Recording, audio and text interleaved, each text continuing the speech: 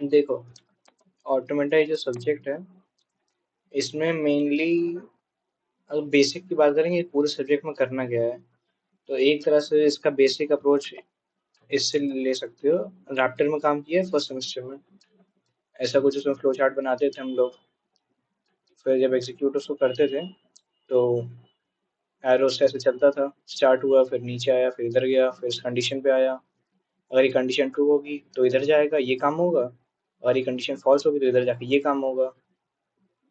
ऐसे ही पूरा करते थे, फिर लास्ट हम लोग को ये आउटपुट मिल जाता था। जब तक ये कंडीशन ट्रू नहीं होगी तब तक ये इसी लूप में ही चलता रहेगा, कंडीशन ट्रू होगी तो फिर ये आगे चला जाएगा। ठीक है। तो उसी तरह से ही ऑटोमेटा में बस ये डायग्राम्स बनाने होते हैं।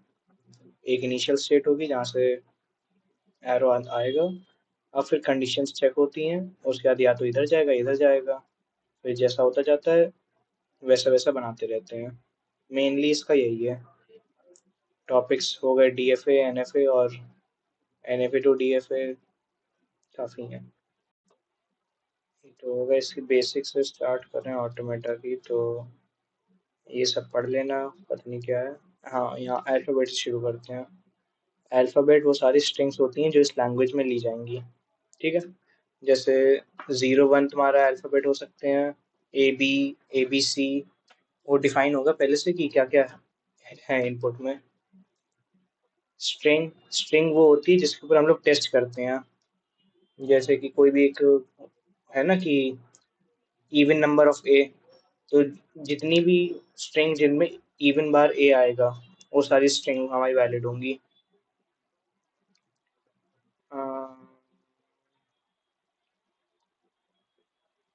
स्टेट्स हमारे पास दो होती हैं। एक ये होती है फाइनल स्टेट, ये नॉन फाइनल स्टेट जिसमें सिर्फ एक सर्कल होता है। और जिसमें दो सर्कल होते हैं ये हमारी होती है फाइनल स्टेट। जैसे फर्स्ट क्वेश्चन है, accepting only one as input. अगर वन इनपुट है तो एक्सेप्ट होगी स्ट्रिंग, वरना फिर स्ट्रिंग रिजेक्ट हो जाएगी। हम लोग ये मशीन बनानी है। ठीक है। तो एक्सेप्ट और रिजेक्ट होने का मेनली होता है, जो हमारी स्ट्रिंग होगी वो अगर फाइनल स्टेट पे खत्म हो रही है तो वो एक्सेप्ट हो जाएगी। और अगर उसका last alphabet non final state पे आ रहा है तो फिर वो एक्सेप्ट नहीं होगी। स्टार्ट किया इनिशियल स्टेट पे। ठीक है। क्यू नॉट उसको नाम दे दिया, नाम कुछ भी दे सकते, Q1 Q2 जो तुम्हारा मन करे, लेकिन स्टार्ट वाली को क्यू नॉट से कर लेते हैं। सब यही करते हैं तो यही सही है। अब दो हमारे पास ऑप्शन है, या तो जीरो आ सकता है वन, क्योंकि सिर्फ बाइनरी रीड कर रहे हैं तो जीरो या वन आ सकता है। अगर वन आ रहा है तो हमें एक्सेप्ट करनी है। ठीक है।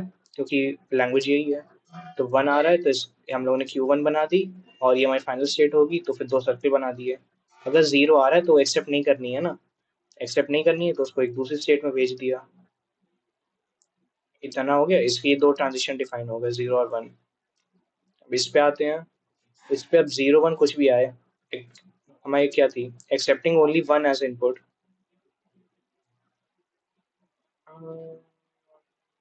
गलत है क्या?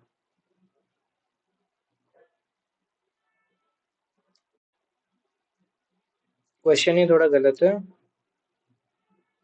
क्वेश्चन यहाँ पे होना चाहिए था accepting one as first input, क्योंकि ये 0 1 ले रहे हैं। जैसे ये डीएफए का एक क्वेश्चन है। देखो, डीएफए होता है, डीएफए में तुम्हें सारी स्टेट्स डिफाइन करनी पड़ती हैं। जैसे क्यू नॉट है, इसका दो हो सकती हैं, जीरो और वन। तो तुम्हें इसका वन भी बनाना पड़ेगा, जीरो भी बनाना पड़ेगा। बाद में जो एनएफए आता है उसमें सिर्फ तुम अपने काम से मतलब रखते हो। जैसे उसमें जीरो से आंसर पे जा रहे हो तो बस जीरो बनाओ, वन तुम बनाओ ना बनाओ उससे फर्क नहीं पड़ता है। वो एनएफए होता है। डीएफए में लेकिन तुम्हें दोनों के दोनों बनाने पड़ते हैं। तो जैसे ये वाला है,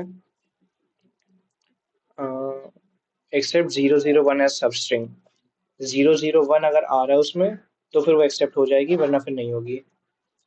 ऐसे कोई भी स्ट्रिंग ले लो, पहले इसको चेक कर लेते हैं। स्ट्रिंग जैसे ले लो 0 1 0 0 1 0, बीच में इसमें 0 0 1 आ रहा है तो एक्सेप्ट होनी चाहिए। तो इनिशियल स्टेट पे चले, जीरो से यहाँ पहुंचे, फिर वन, वन से वापस यहाँ पे आ गए, फिर 0 0 1 0। फाइनल स्टेट पे हम लोग लास्ट पहुंचे हैं। ये फाइनल स्टेट है क्योंकि दो बोले हैं, तो यानी ये स्ट्रिंग एक्सेप्ट हो जाएगी इसमें क्वेश्चन में। अब अगर ये बनाना हो तो इनिशियल स्टेट पे आए। देखो जब भी कुछ प्रोग्रेस हो रही है तो फिर एक नई स्टेट बना दो। हमें 0 0 1 पढ़ना है, तो जैसे ही एक जी देखो 1 मिला तो कोई प्रोग्रेस नहीं है, तो 1 को वहीं पे सेल्फ लूप लगा के वहीं पे हो तुम। अगर 0 आ रहा है तो 1/3 काम हो गया तुम्हारा, तो 0 को तुम एक नई स्टेट बना दो। फिर अगर फिर से 0 आ रहा है तो एक और नई स्टेट। फिर 1 आ रहा है तो ये हमारी फाइनल स्टेट, क्योंकि 0 0 1 हो गया। मेन क्वेश्चन हो गया यहाँ पे। लेकिन अब बाकी सबकी स्टेट्स डिफाइन करनी पड़ेंगी, सबके दो दो करने पड़ेंगे ना। तो इसका सेल्फ लूप इधर हो गया। अब अगर इस पे 1 आ रहा है, 0 आ रहा है तो आगे चला गया। इस पे 1 आ रहा है तो हमारी स्ट्रिंग हो जाएगी 0 1। और 0 1 एक्सेप्ट नहीं होगी, क्योंकि फिर पूरा 0 0 1 लाना ही पड़ेगा स्टार्टिंग से। तो इसको वापस से फाइनल स्टेट भेज दो, क्योंकि शुरुआत से काम करना पड़ेगा। और अगर 0 0 इसका 1 से इधर चला गया, इस पे अगर 0 आ रहा है तो 0 0 1 एक्सेप्टेड है, और 0 0 0 1 वो भी होगी। तो 0 कितनी भी बार यहाँ बीच में आ जाए उससे फर्क नहीं पड़ेगा, तो इसको यहीं पे रखा। और 0 0 1 आने के बाद अब कुछ भी आता रहे, हमें उससे मतलब नहीं है, क्योंकि 0 0 1 सब स्ट्रिंग है, बीच में कहीं पे भी आ सकती है। तो ये हमारा फाइनल स्टेट भी रहेगा। तो इसका यही बनेगा। डिविजिबल वाला ये अगर समझना हो तो बताना, इसका एक अलग बना दूंगा वीडियो। इसका थोड़ा अलग है प्रोसेस। बाकी क्वेश्चन आ रहे हैं, कोई क्वेश्चन ना आए तो बताना। बाकी सारे क्वेश्चन तो सिंपल, एक बार समझो, बाकी सोल्यूशन तो वही सबके। एक्सेप्ट क्या है, कंटेन्स एटलीस्ट 3 1। 3 बार 1 आ जाएगा तो एक्सेप्ट हो जाएगी। 0 आ रहा है तो वहीं पे रख दो। ये क्वेश्चन है, डजेंट कंटेन द सबस्ट्रिंग 0 0 1। मतलब 0 0 1 उसमें नहीं होना चाहिए बीच में। तो इसके लिए पहले काम करो, 1 1, हाँ सॉरी 1 1 0, सॉरी 1 1 0 नहीं होना चाहिए। तो एक काम करो, पहले 1 1 0 होना चाहिए उसकी बना दो। 1 1 0 होना चाहिए, ठीक है। 1 1 0 होना चाहिए टाइप का एक क्वेश्चन कराया था।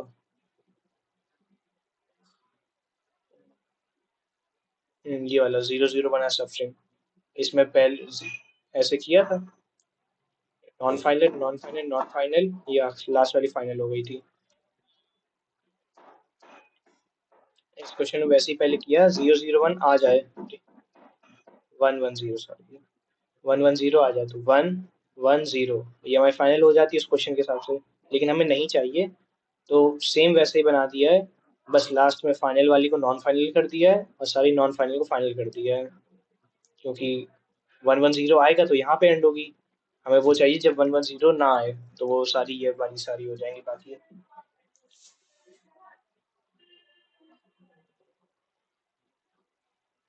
पीडीएफ में तो इतने क्वेश्चन थे।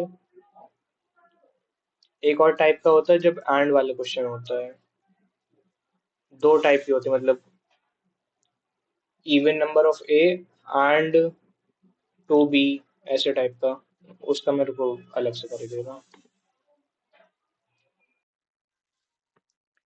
लास्ट एक ये और है, एंड वाले क्वेश्चन से, एंड या फिर और। जब डीएफए की दो कंडीशन दी जाती हैं और दोनों को एंड या फिर और से कनेक्ट कर दिया जाता है। जैसे number of zero multiple of three होने चाहिए, ऐसा डीएफए बनाना है जिसमें number of zero multiple of three and number of one multiple of three multiple of four कुछ भी हो सकता है, ठीक है। इसमें दो अलग अलग डीएफए हैं, बीच में उनको एंड और या किसी चीज से जोड़ दिया जाता है। तो इन क्वेश्चंस के लिए दोनों के तुम अलग अलग डीएफए बना लो। Number of zero multiple of three, यानी जीरो थ्री के मल्टीपल में आ जाइए, या फिर या तो इसका मतलब जीरो या तो 0 बार आए, या 3 या 6 या 9, इतनी बार आएगा तो एक्सेप्ट होगी वरना नहीं होगी। तो एक बार 0 आया तो Q1 पे भेज दो, एक और बार 0 आया तो यहाँ भेज दो, फिर से 0 आया तो फिर उसको फाइनल पे कर दो, और 1 आ रहा है तो वो सेल्फ लूप रहेगा सबके ऊपर। ऐसे ही 1 के लिए ये बन गया। अब ये दो अलग अलग डीएफए बन गए हैं। अब इस क्वेश्चन के लिए इन दोनों का कंबाइंड डीएफए बनाना पड़ेगा। ये स्मॉल Q0 Q1 Q2, ये कैपिटल Q0 Q1 Q2, ठीक है। अब इन सबका पेयर बना लो। 9 पेयर बनेंगे ऐसे टोटल, मैट्रिक्स जैसे बनती है मैट्रिक्स की तरह। ये ये बनने के बाद अब यूनियन लिया जाता है, ठीक है। यूनियन का मतलब, जैसे इस स्टेट की बात करते हैं, स्मॉल क्यू नॉट पे जीरो से कहाँ जा रहे थे, स्मॉल क्यू नॉट से जीरो पे जा रहे थे स्मॉल क्यू वन पे, ठीक है। और कैपिटल क्यू नॉट पे जीरो से कहाँ जा रहे थे, कैपिटल क्यू नॉट पे जीरो से कैपिटल क्यू नॉट पे रह रहे थे। तो इन दोनों का यूनियन करके कंबाइंड स्टेट आएगी स्मॉल क्यू वन और capital Q not, small Q one और कैपिटल क्यू नॉट, यानी ये वाली स्टेट। तो यानी इस पे अगर जीरो आएगा तो यहाँ पे पहुंचाना है।